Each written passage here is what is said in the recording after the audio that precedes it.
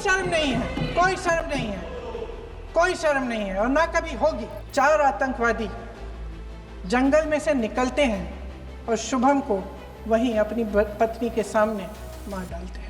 1 घंटे के लिए लोगों को चुन चुन कर मारते हैं। किसी के पति को अपनी पत्नी के आंखों के सामने, किसी के पिता को अपने बेटे के सामने। मैंने अपनी दुनिया को खत्म होते हुए देखा अपनी आंखों के सामने।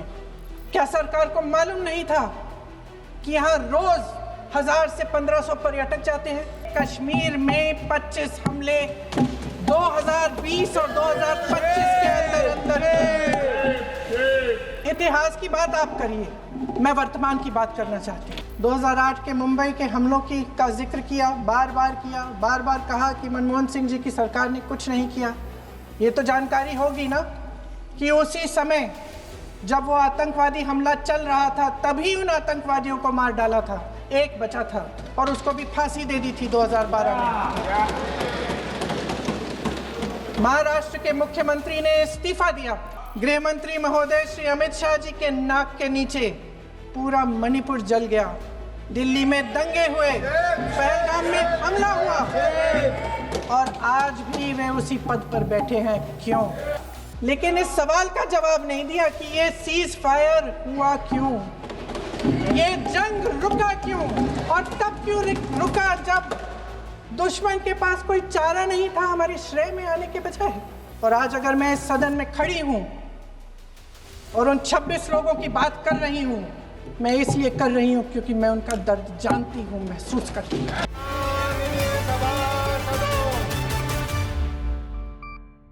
ये लोग बैसारन वैली में, पहलगाम के पास कश्मीर में क्या कर रहे हैं? सत्ता पक्ष के लोग सब मेरे बोलने से पहले ही भाग गए। आइए आइए, आपको देख के मैं खुश थी कि आप वापस आ गए। सबसे पहले मैं उन सैनिकों, उन जवानों, उन अफसरों को नमन करना चाहती हूँ जो हमारे देश के रेगिस्तानों में, हमारे देश के घने जंगलों में, बर्फीले पहाड़ियों पे हमारी देश की रक्षा करते हैं, जो हर पल देश के लिए अपनी जान देने के लिए तैयार रहते हैं।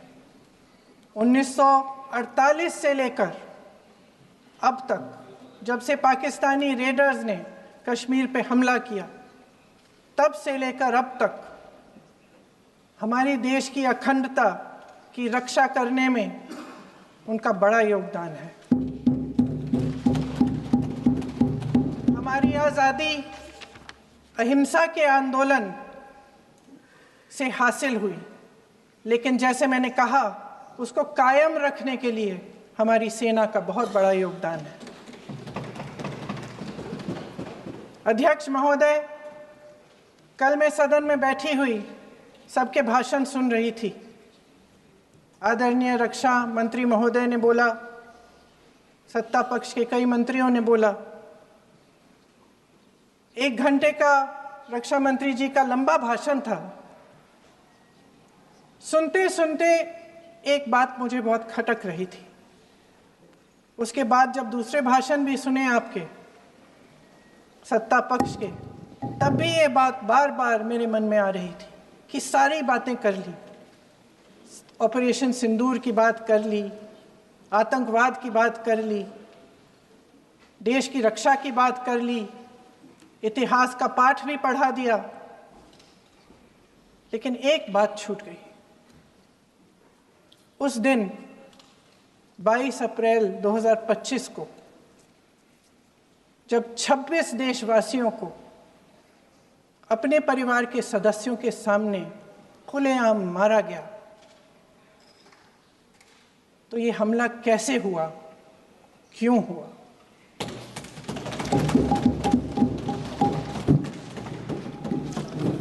अध्यक्ष महोदय, ये लोग बैसारन वैली में, पहलगाम के पास कश्मीर में क्या कर रहे थे? आजकल पब्लिसिटी का दौर है, प्रचार का ज़माना है। कुछ समय से हमारी सरकार ये प्रचार कर रही थी कि कश्मीर में आतंकवाद ख़त्म हो गया है, कि कश्मीर में शांति है, अमन चैन है। प्रधानमंत्री जी ने खूब भाषण दिए, देशवासियों को कहा कि चलिए कश्मीर चलिए, सैर करिए। कई बार मैंने ये भी देखा मीडिया पर, टीवी पर कि कश्मीर जाइए, ज़मीन खरीदिए, अब वहाँ अमन चैन है, शांति का वातावरण है। इसी बीच शुभम द्विवेदी, एक कानपुर के नौजवान, और उनके पूरे परिवार ने तय किया कि वो कश्मीर जाएंगे। शुभम द्विवेदी की 6 महीने पहले शादी हुई थी। उसकी पत्नी ने कहा कि उनके बीच एक ऐसा रिश्ता था, प्रेम और दोस्ती का ऐसा रिश्ता था कि वो एक दूसरे को बच्चों की तरह हंसाते थे। सोशल मीडिया पर एक वीडियो भी जारी है जिसमें पूरा परिवार एक साथ बैठा हुआ ताश खेल रहा है और ऐसे हंस रहे हैं कि उस वीडियो को देख के किसी का भी दिल टूट जाए कि इस परिवार को इस तरह से उजड़ने क्यों दिया हमने। 22 अप्रैल 2025 को बैसारन वैली में मौसम का मिजाज अच्छा था। जैसे हर रोज़ लगातार 1000 से 1500 लोग वहाँ पहुँचते थे, उसी तरह से उस दिन भी तमाम पर्यटक वहाँ पहुँचे। वहाँ का रास्ता आसान नहीं है अध्यक्ष महोदय जी, जंगल से जाना पड़ता है, पहाड़ों के बीच जाना पड़ता है, घोड़े से जाना पड़ता है। ये परिवार वहाँ पहुँचे, मौसम सुहाना था, उनके बच्चे ट्रैम्पोलिन पे खेल रहे थे, कोई जिपलाइन कर रहा था, कोई चाय पी रहा था, तो कोई कश्मीर की सुंदर वादियों की ठंडी हवा का मज़ा ले रहा था। शुभम अपनी पत्नी के साथ एक स्टॉल पे खड़े थे। तभी अचानक 4 आतंकवादी जंगल में से निकलते हैं और शुभम को वहीं अपनी पत्नी के सामने मार डालते हैं। उसके बाद वे वहाँ से पूरे वैली में 1 घंटे के लिए लोगों को चुन चुन कर मारते हैं। किसी के पति को अपनी पत्नी के आंखों के सामने, किसी के पिता को अपने बेटे के सामने, चुन चुन कर 26 लोगों को मार डालते हैं। शुभम की पत्नी घबराकर वहाँ से भागने की कोशिश करती है, अपनी जान बचाने के लिए जंगल की तरफ दौड़ती है। वहाँ पता चलता है कि तमाम लोग जंगल की तरफ दौड़े हैं और अपनी जान बचाने की कोशिश कर रहे हैं। कोई अपने बेटे का हाथ पकड़ के पहाड़ों पर घसीटता हुआ जा रहा है, कोई कश्मीरी घोड़े वालों और गाइडों की मदद लेते हुए चले जा रहा है। कोई रास्ता नहीं है, कोई तरीका नहीं है, लेकिन किसी न किसी तरह से शुभम की पत्नी के शब्दों में किसी ऐसी शक्ति ने हमको बचा कर रखा कि हमें किसी न किसी तरह से हम अकेले नीचे पहुंचे। और मैं उनके लफ्ज़ पढ़ना चाहती हूँ, क्योंकि उन्होंने कहा कि इस पूरे समय जब 1 घंटे के लिए चुन चुन कर भारतीय नागरिकों को मारा जा रहा था, इस पूरे समय उसे एक सुरक्षाकर्मी नहीं दिखा, एक सैनिक नहीं दिखा।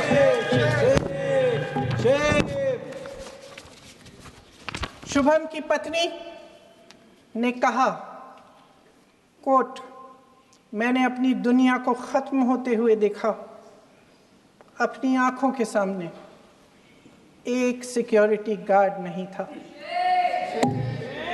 मैं ये कह सकती हूँ कि देश ने, सरकार ने हमें वहाँ पे अनाथ छोड़ दिया था। सिक्योरिटी क्यों नहीं थी वहाँ पे एक सैनिक क्यों नहीं दिखा? क्या सरकार को मालूम नहीं था कि यहाँ रोज 1000 से 1500 पर्यटक जाते हैं?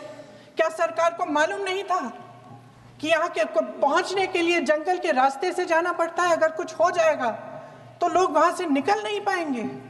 एक चिकित्सा का इंतजाम नहीं था, फर्स्ट एड का इंतज़ाम नहीं था, कोई इंतज़ाम नहीं था, ना सुरक्षा का ना फर्स्ट एड का।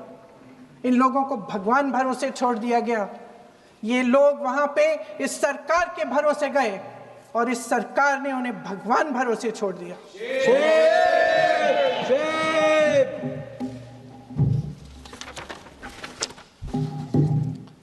मैं पूछना चाहती हूँ, ये किसकी जिम्मेदारी थी? इस देश के नागरिकों की सुरक्षा की जिम्मेदारी किसकी है? क्या इस देश के प्रधानमंत्री की नहीं है? क्या इस देश के गृह मंत्री की नहीं है? क्या इस देश के रक्षा मंत्री की नहीं है? क्या एनएसए की नहीं है? अध्यक्ष महोदय, पहलगाम हमले से सिर्फ 2 हफ्ते पहले हमारे गृह मंत्री महोदय जी कश्मीर गए थे। किस लिए गए थे?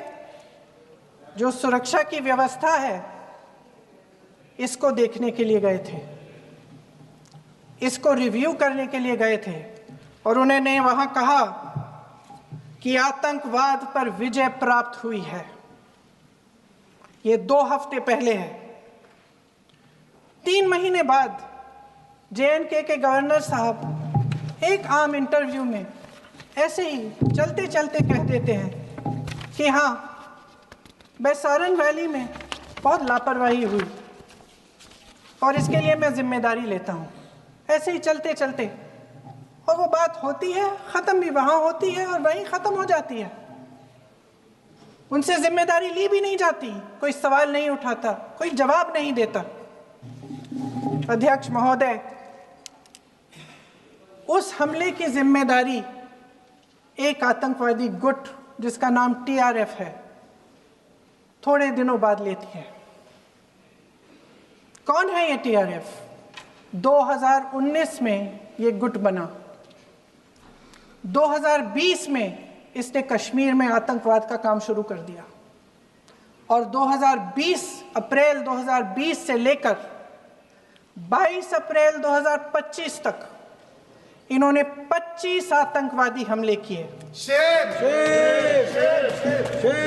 गृह मंत्री महोदय ने जब UPA सरकार के समय के आतंकवादी हमले गिने तो लगभग 25 गिनवाए थे अभी अपने भाषण में।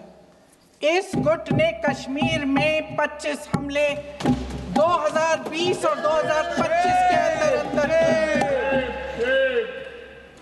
एक पूरी लिस्ट है इन हमलों की।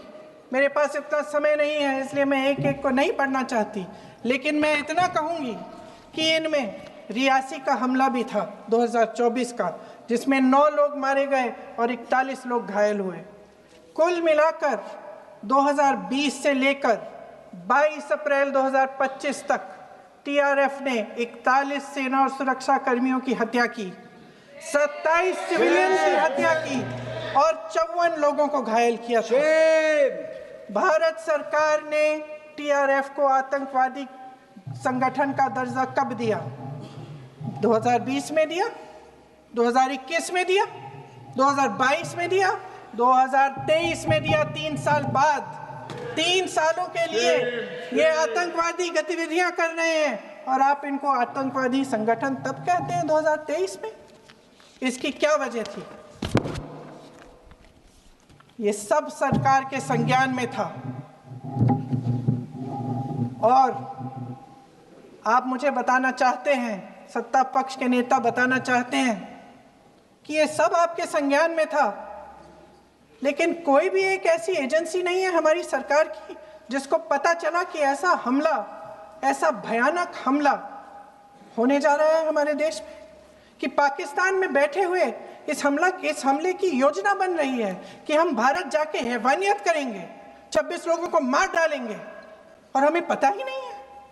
ये एक बहुत बड़ी विफलता है। जानते थे कि ये गुट है, जानते थे कि 5 सालों से ये आतंकवादी हमले कर रहा है, अध्यापकों को मारा, आर्मी के बड़े बड़े अफसरों को मारा, आम जनता को मार डाला, पुलिस वालों को मार डाला, और आप इन पे निगरानी नहीं रख रहे थे। और ये जो एजेंसियां हैं इनकी जिम्मेदारी कौन लेगा? क्या IB चीफ ने अपना इस्तीफा दिया? क्या किसी ने इस्तीफा दिया? गृह मंत्री जी के कार्य क्षेत्र में आता है इंटेलिजेंस ब्यूरो। क्या गृह मंत्री जी ने इस्तीफा दिया? इस्तीफा छोड़िए, जिम्मेदारी ली।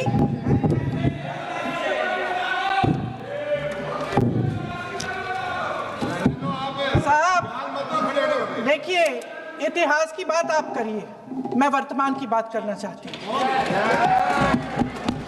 आपको तो एक बहाना चाहिए, आपको तो एक बहाना चाहिए। पूरे परिवार का नाम गिनवा देते हैं। अरे अपनी जिम्मेदारी खुद लीजिए। 11 सालों के लिए तो सत्ता में आप हैं। अभी नेहरू को छोड़ नहीं रहा। कल माननीय गौरव गोगोई जी ने अपने भाषण में पूछा गृह मंत्री जी से, क्या आपकी जिम्मेदारी नहीं थी? मैं देख रही थी। राजनाथ जी, रक्षा मंत्री जी यूं अपना सर हिला रहे थे, कुछ बोले नहीं। अंदर से महसूस हुआ होगा कि यहाँ कुछ जिम्मेदारी थी, लेकिन माननीय गृह मंत्री महोदय जी हंस रहे थे, वे हंस रहे थे।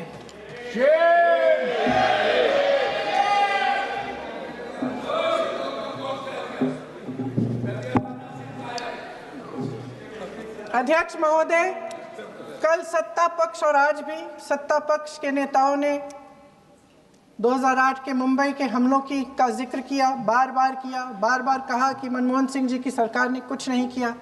ये तो जानकारी होगी ना कि उसी समय जब वो आतंकवादी हमला चल रहा था, तभी उन आतंकवादियों को मार डाला था। एक बचा था और उसको भी फांसी दे दी थी 2012 में। महाराष्ट्र के मुख्यमंत्री ने इस्तीफा दिया। देश के गृह मंत्री ने जिम्मेदारी लेकर इस्तीफा दिया। एक जवाबदेही थी पब्लिक के प्रति, एक जवाबदेही थी इस देश की जनता के प्रति, इस देश की धरती के प्रति।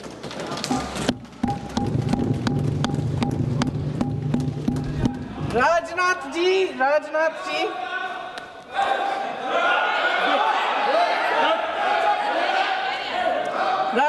जी तो पुलवामा, उरी और पठानकोट के समय गृह मंत्री रहे थे। आज वे रक्षा मंत्री हैं और हमारे गृह मंत्री महोदय श्री अमित शाह जी के नाक के नीचे पूरा मणिपुर जल गया, दिल्ली में दंगे हुए, पहलगाम में हमला हुआ और आज भी वे उसी पद पर बैठे हैं। क्यों? अध्यक्ष महोदय, बमबारी से अखबारों के हेडलाइन बनते हैं, मगर कहानी सुरक्षा में की चूक में भी है। आज देश खोखले भाषण नहीं सुनना चाहता, देश जवाब चाहता है, तसल्ली चाहता है कि सच उससे छिपाया नहीं जाएगा। देश जानना चाहता है कि उस दिन अप्रैल 22, 2025 को क्या हुआ और क्यों हुआ। आप तो खुद अपनी पीठ थपथपाने में लगे रहते हैं। सेना, देश, संसद से सच छुपाते हैं। ऑपरेशन सिंदूर जब शुरू हुआ, हम सब ने समर्थन किया, सब एकजुट होकर खड़े हो गए इस देश के लिए। दोबारा होगा, दोबारा खड़े हो जाएंगे। अगर हमारे देश पे हमला होता है तो यहाँ इस सदन में किसी भी पार्टी का हो, कोई भी हो, सब आपका समर्थन करेंगे। और हमें अपनी सेना पर गर्व है कि उन्होंने इस बार भी दृढ़ता से लड़ाई लड़ी, धैर्य से लड़ाई लड़ी, वीरता से लड़ाई लड़ी। लेकिन इस ऑपरेशन का सिंदूर का क्रेडिट, उसका श्रेय तो हमारे प्रधानमंत्री जी चाहते हैं। सही भी है, ठीक है, सही है, श्रेय ले। ओलंपिक्स में हमारा मेडल आता है, उसका भी श्रेय लेते हैं, लेकिन सिर्फ श्रेय लेने से नहीं होता नेतृत्व, जिम्मेदारी भी लेनी पड़ती है।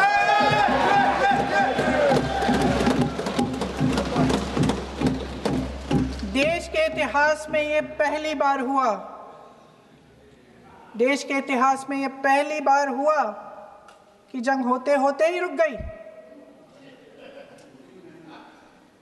रुक गई है जी, और इस रुकावट का ऐलान हमारी सरकार, हमारी सेना नहीं करती, अमेरिका के प्रेसिडेंट करते हैं, अमेरिका के राष्ट्रपति करते हैं। ये हमारे प्रधानमंत्री महोदय की गैर जिम्मेदारी का सबसे बड़ा प्रतीक है। आज गृह मंत्री जी ने इस बात पर उल्लेख किया। उन्होंने कहा, उनके शब्दों में उन्होंने कहा कि पाकिस्तान के पास शरण में आने के बजाय कोई चारा ही नहीं था। आपने शरण दिया क्यों? वो आते हैं आपके देश के अंदर, लोगों को मार डालते हैं, और आप उनको शरण दे रहे हैं। क्यों दिया शरण? इसका जवाब क्यों नहीं दिया है एक भी भाषण में? जैसे ये बात उठी, शरण की बात की, हमारे गृह मंत्री जी ने इतिहास में चले गए। नेहरू ने क्या किया, इंदिरा गांधी ने क्या किया, यहां तक कि मेरी मां के आंसुओं तक चले गए। लेकिन इस सवाल का जवाब नहीं दिया कि ये सीज फायर हुआ क्यों, ये जंग रुका क्यों, और तब क्यों रुका जब दुश्मन के पास कोई चारा नहीं था हमारे श्रेय में आने के बजाय। क्यों रुका ये जंग? इसका जवाब नहीं दिया। धन्यवाद। आप देंगे?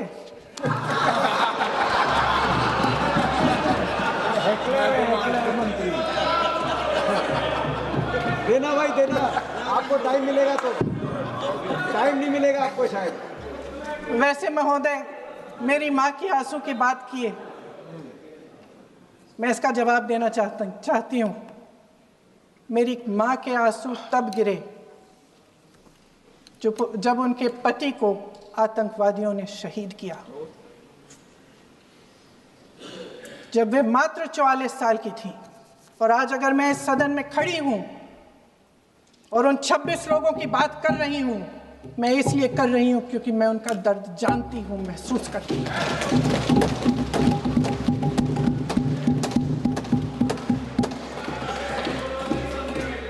अध्यक्ष महोदय, मैंने कहा कि देश का नेतृत्व सिर्फ उपलब्धियों का श्रेय लेने से मजबूत नहीं होता।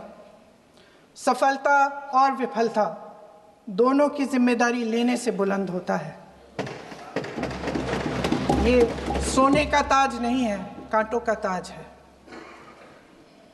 अध्यक्ष महोदय, जब सरकार झूठी और कायर हो तो वे बहादुर से बहादुर सेना के साहस और पराक्रम को भी कमजोर कर देती है।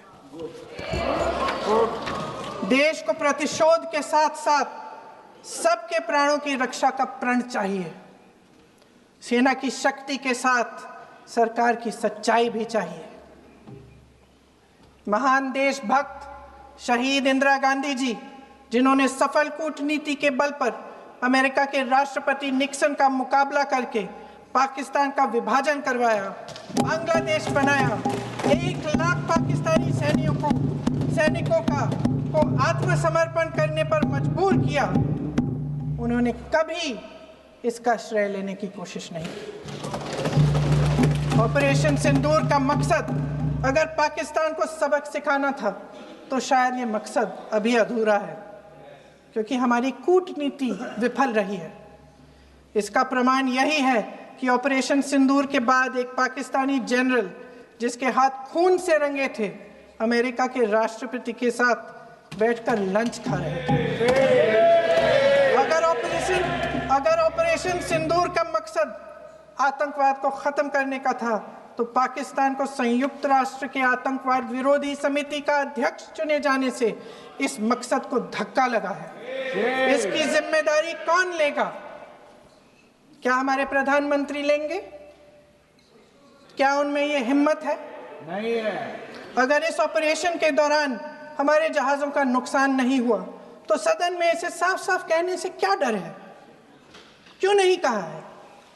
कल भी रक्षा मंत्री जी ने कहा कि हमारे इंफ्रास्ट्रक्चर का नुकसान नहीं हुआ, तो जहाजों के बारे में भी बता दें, साफ साफ बता दें। क्या हर्ज है? सच्चाई तो है। सवालों से बचने के लिए ये सरकार हमेशा प्रयास करती है। इसकी राजनीतिक कायरता बेमिसाल है। देशवासियों के प्रति जवाबदेही का एहसास ही नहीं है।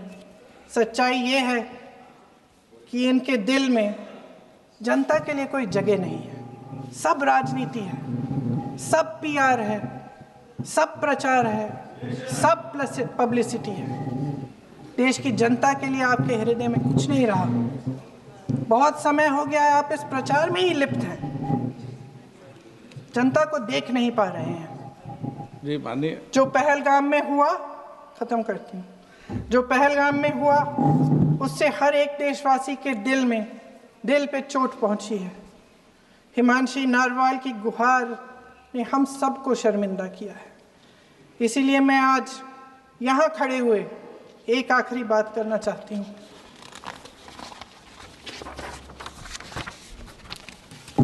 इस सदन में लगभग सभी के पास सुरक्षा है, सुरक्षा की व्यवस्था है। हम जहाँ भी जाते हैं हमारे साथ सुरक्षा कर्मी आते हैं। आपको भी मिल जाएगी, आप मंत्री बन जाएंगे, आपको भी मिल जाएगी। मैं मजाक की बात नहीं कर रही हूँ, थोड़ा सा धैर्य रखिए। उस दिन पहलगाम में 26 परिवार उजड़ गए। 26 लोगों को अपने परिवार के सदस्य के सामने मारा गया। 26 बेटे, पति, पिता गुजर गए। उनमें से 25 भारतीय थे।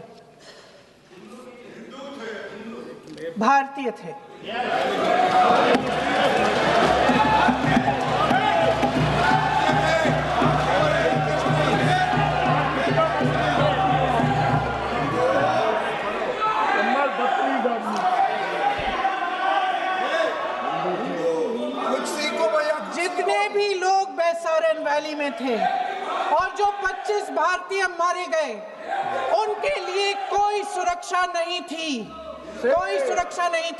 आप कितने भी ऑपरेशन कर डालें, आप इस सच्चाई के पीछे छुप नहीं सकते, इसे नकार नहीं सकते। आपने उनको सुरक्षित नहीं किया। कोई शर्म नहीं है और ना कभी होगी। सुन लीजिए, सुबह भी मैं शिव मंत्र बोल के आई हूं। इनको क्या पता शिव मंत्र क्या है? शिव मंत्र खत्म कर लूं अपना भाषण। शिव मंत्र मैं एक बार उन 25 भारतीयों के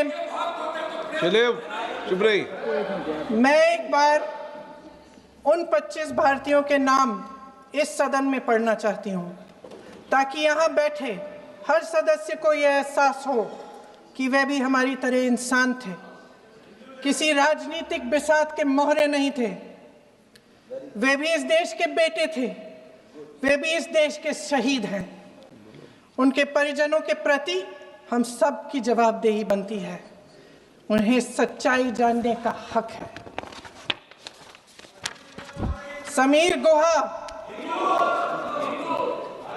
भारतीय, बिट्टन अधिकारी, मनीष रंजन, हेमंत सुहास जोशी, विनय नारवाल, सुशील नथनियल, अतुल श्रीकांत मोने, सैयद आदिल हुसैन शाह, चुवानी, रामचंद्रन, संजय लक्ष्मण लेले,